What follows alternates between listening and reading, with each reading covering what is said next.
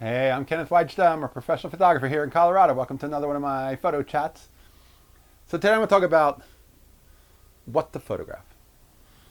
I have a concern or a question that I think that when I meet young photographers, they often have the gear, they have the passion, they want to go photographing, and they want to do that separate from their life. They just want to go, I'm going to go out now and photograph. And they don't know what to photograph. And they photograph an old gas station or a dilapidated building because they've seen other people photograph them.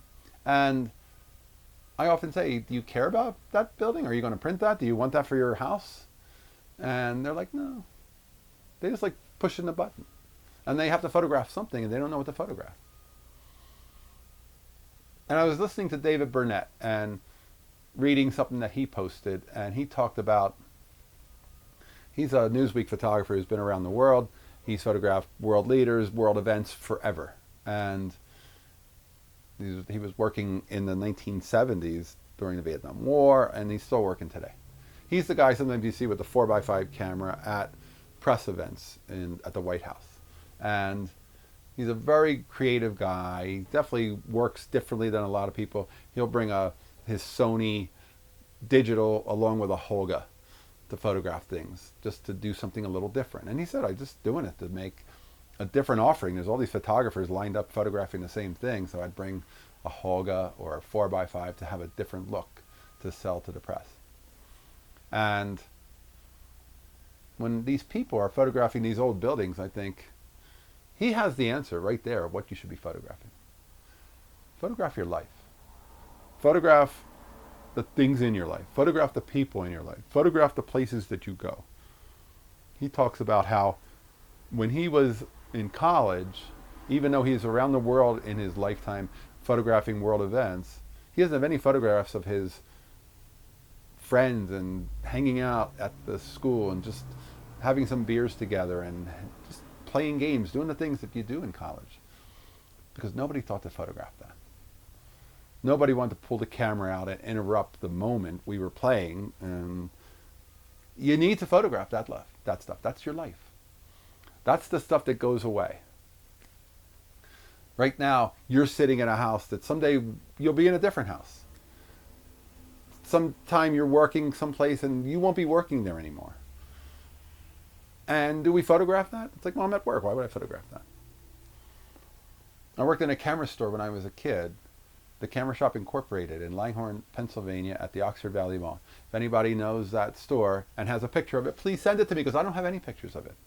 Because even though we worked in a camera store, we never photographed it. I have no records, photographic records of that space. And there's a wonderful photo series by a guy online on Facebook I know through his work called the Camera Shop series. And I'll put a link to that. His name is John Dersham, and he used to be a rep, and he would travel around to all the different camera stores, whether he was repping for film or repping for gear, I don't remember. But he would take a 4x5 camera often and photograph the camera stores and the people in them. He documented those places that no longer really exist the way they did.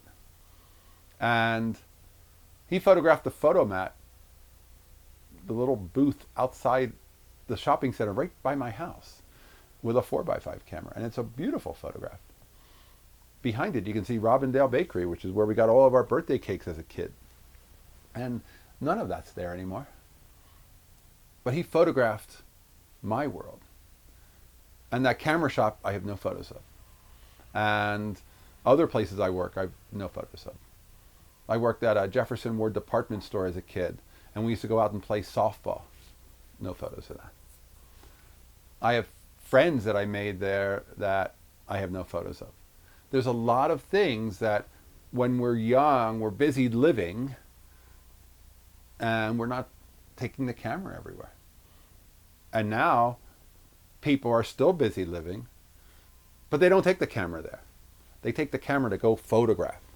And they're missing it. They're taking the camera away from their life to go photograph an old building, and they're missing the part where just take the camera to your world and just photograph your kid playing with the dog. Tuesday night dinner. Photograph the ordinary stuff that happens all the time and just file it away. People will say, what's it for? It's like, you know what it's for? It's for 50 years from now. Everything you're photographing in your life is so you can have it someday. It's not about, yeah, why would you photograph this porch? It's like, I'm here all the time. Yeah, but someday you won't be. And then I'll have a photo of you on your porch. Photograph your life. And David Burnett would say, those are the photos that are missing. The photos that were like the ordinary things that it's hard to see. So if I can get anybody to understand the importance of keeping a camera with you, taking a camera with you to every friend's house dinner, every poker night, every festival you walk around, even if it's just photos of your friends walking around.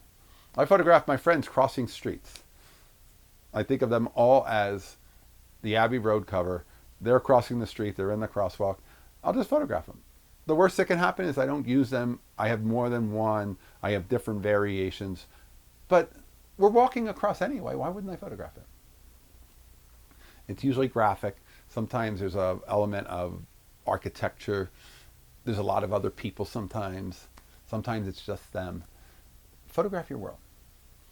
Because if you're not going to do anything with that photo of that old building, it may not be that valuable to you in 40 or 50 years.